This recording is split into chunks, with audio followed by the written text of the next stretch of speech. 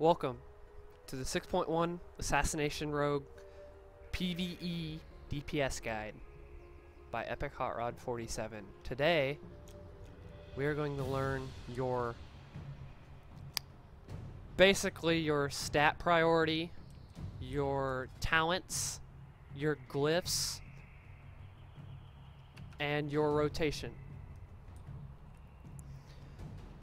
With the stat priority, you want to go mastery is greater than or equal to critical strike, and then you want multi-strike and haste. The reason haste is last is, yes, it increases our attack speed and energy, but it is suckiest because our mastery for our Assassination Rogue allows your damage to increase, and the higher your mastery, the higher your poison dots tick. If you have the Assassination 2-piece in Blackrock Foundry, you want to go crit strike over mastery, because with the 2-piece, every critical strike done by your stuff gives an extra combo point, and it basically speeds up your rotation.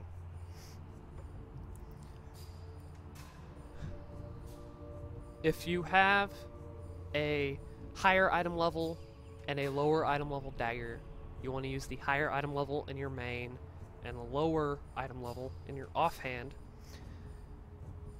due to the fact that your lethal poison is done to your main and your non-lethal is done to your offhand. For your poisons, you want to have deadly poison and crippling poison. Wounding poison is PvP only, because it reduces healing. For our talents and glyphs, you want Shadow Focus, which reduces all of our abilities while stealth by 75%. These two, Subterfuge is combat, and Night Stalker you just want to throw away.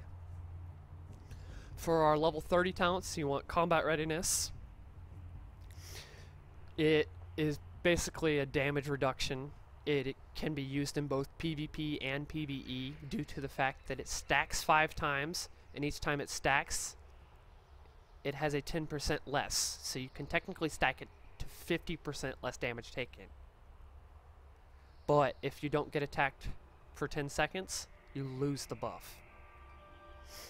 Elusiveness is your best level 45 talent due to the fact that your feint, which is a 50% AoE reduction, now also reduces all damage. This includes physical by 30% for 5 seconds.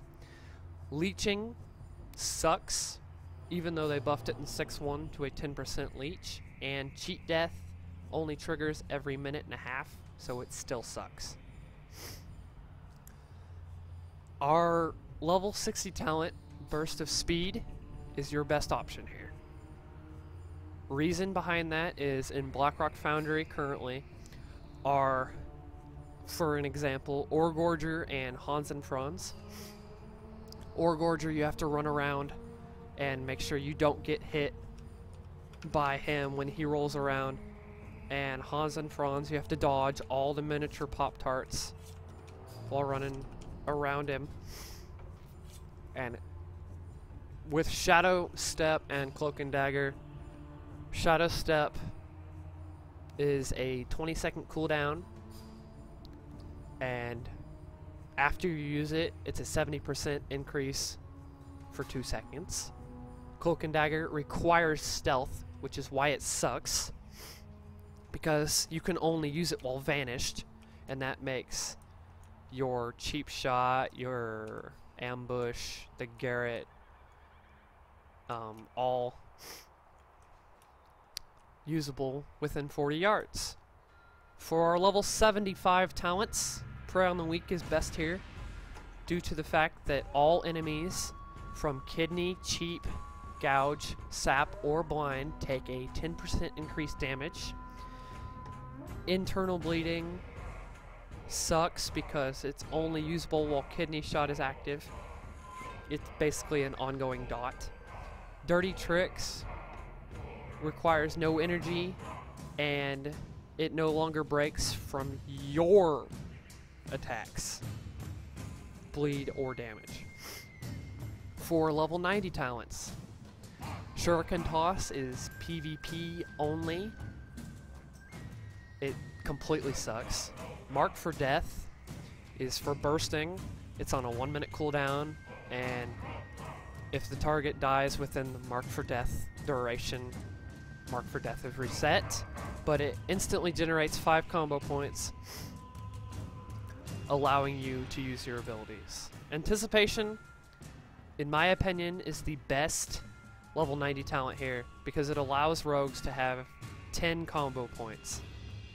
Even though, while Anticipation is up, if you have 10 combo points, Recuperate only will go off the enemy combo points. It will not go off your combo points. For our level 100 talents, Shadow Reflection is best here because it mimics with Vendetta.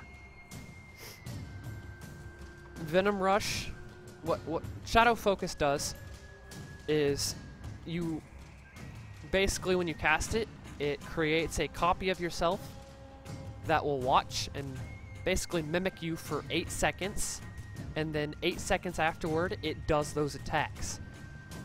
Which is why you pop Shadow Reflection then Vendetta, because you can have double the Vendetta up, doing more damage. Venom Rush, in my opinion, is combat, and Death from Above would be combat, because yes, Venom Rush increases your max by 15 energy, as it says in the tooltip, but you have to have your Fan of Knives and the Crimson Tempest open to do any damage like that. Which is why it sucks for us Assassination Rogues, because our only 2 AoE abilities are our Fan of Knives and our Crimson Tempest here. For our glyphs, we want to use Glyph of Disappearance, Glyph of Vendetta, and Glyph of Energy. Glyph of Disappearance allows your Vanish here to be on a 1-minute cooldown, but at the sacrifice you can't use Stealth without manually clicking it. Glyph of Vendetta increases the duration and the damage bonus, so it's a win-win there. Glyph of Energy increases our maximum energy by 20, so instead of having 120 energy due to our Warlords of Draenor buff, you have 140 energy.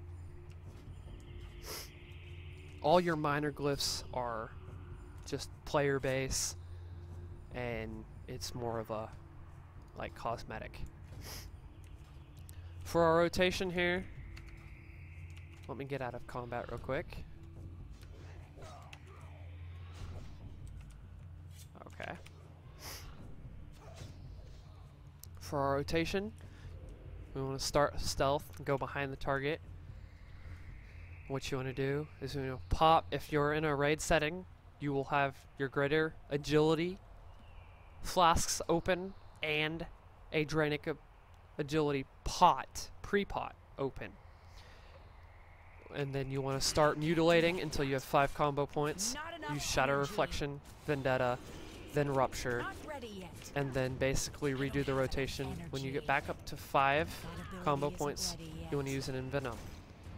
And then every time Venom drops or Rupture drops to 8 seconds, you want to use Rupture again, because when you let Rupture drop to 8 seconds, when you refresh it, it goes back up to 30, so you don't have to refresh it as option. When you have Envenom up, it increases all of our poison application chances by 30%. And this works perfectly with the fact that deadly poison applies a dot, and every subsequent poison deals instant damage. With AoE, with Fan of Knives, every time you Fan of Knife somebody, you get a combo point on the main target here. When you activate your Crimson Tempest, it does a dot to all 3 or more targets, and it increases all of our damage. That ability isn't ready yet. See, it increases all damage of our poisons by 30%. Now, I let Rupture drop here for demonstration, but in a raid setting, you would not let Rupture drop. Not enough energy. This concludes our 6.1 DPS guide for the Assassination Rogue. Please like, comment, and subscribe. More tutorials will be on the way very soon.